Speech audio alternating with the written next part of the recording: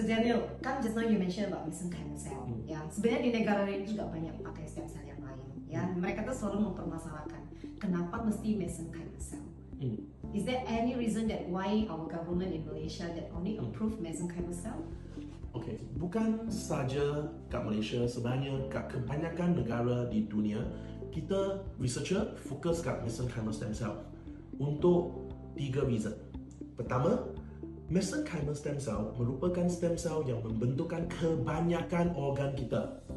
Okay, so dengan memahami dan jadi expert dalam mesenchymal stem cell, kita boleh guna sel yang sama untuk merawatkan contohnya masalah kaki, masalah tulang, masalah hati, masalah paru-paru dan sebagainya dengan satu sel. Itu multifunctionnya. Itu sebab banyak researcher sanggup study dan menyelidik atas mesenchymal stem cell. Kedua, mesenchymal stem cell ini selamat. Sebelum ni, yang kita mula dengan mesenchymal stem cell, dulu-dulu, researcher dulu-dulu, mereka menggunakan sel jenis lain yang namanya fetal stem cell atau embryonic stem cell. Memang berkesan, tapi embryonic stem cell ni sebenarnya dikeluarkan daripada bayi. So amat tak beretika. Dan kedua, sel ni amat berkesan dan dia senang menjadi cancer cells.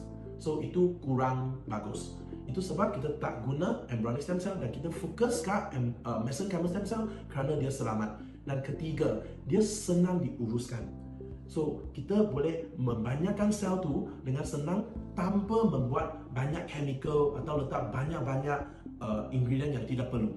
Ya, so itu 3 sebab yang kita fokus dan kita membuat penyelidikan atas mesenchymal stem cell. So 1, dia memang multifunction, 2, dia selamat, dan 3, dia memang natural, boleh diperbanyakkan.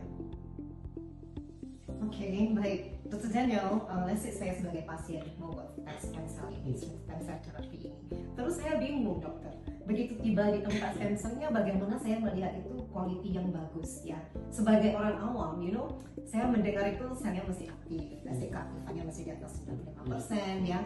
Dan di samping itu ada yang tanya tentang pasas 6, pasas 5, pasas 2, pasas 1, Dan saya nggak paham membedakan how to differentiate that kind of thing. And besides that, sebelum saya memasukkan stem cell ke dalam badan saya, itu kan biasanya kita tahu itu aktif hidupnya, jadi dia melalui infus, ya. Tapi juga ada yang pakai suntikan mungkin di bagian tertentu, ya, dokter, ya. Apakah yang dengan suntikan nggak bagus atau dengan infus bagus, ataupun memang itu ada prosedurnya tertentu? Okay, sebenarnya perawatan sel dia merupakan satu nama yang besar. Di bawah tu ada banyak-banyak jenis rawatan. Macam apa yang Nani mention, dia boleh di-infuse atau dia boleh disuntik kat tempat-tempat tertentu. Contohnya, kalau hari ini saya ada osteoarthritis di mana sakit sendi, kat tempat-tempat sendi tersebut merupakan kawasan yang tiada saluran darah. Maksudnya, kalau untuk penyakit tersebut saya buat infusi, stem cell tu tak akan sampai. Untuk jenis macam tu, kita perlulah buat injection kat kawasan yang tertentu. Tapi kalau hari ini saya ada masalah paru-paru, ada masalah hati, ada masalah jantung, di mana organ-organ tersebut memang biasa ada darah, ada salur darah yang banyak, itulah yang patutnya dilakukan infusi. Kerana apabila stem cell masuk ke badan salur darah, darah tu akan bawa stem cell tu kepada organ-organ yang tersebut. Okay, so untuk jawab soalan Nani, infusi atau injection tertentu dia bergantung pada penyakit. So first thing, kalau pesakit-pesakit, patient-patient pergi ke sesuatu rumah sakit ke, kena faham. Kalau contohnya anda ada sakit lutut tapi mungkin diberi infusi, itu mungkin tidak betul. Itu patient, sebagai patient ada hak patient untuk tanya doktor-doktor tersebut mengapa infusi diberikan, ya.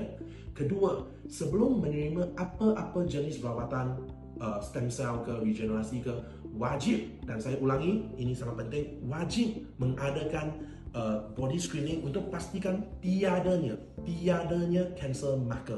Kerana kalau patient tu sudah ada kesan-kesan cancer marker, tidak boleh, dan saya ulangkan, tidak boleh melakukan stem cell therapy. Kerana stem cell tu tugas dia membangunkan sel, supaya sel kita tumbuh lebih cepat. Stem cell tersebut juga akan mempercepatkan pertumbuhan sel kanser tersebut.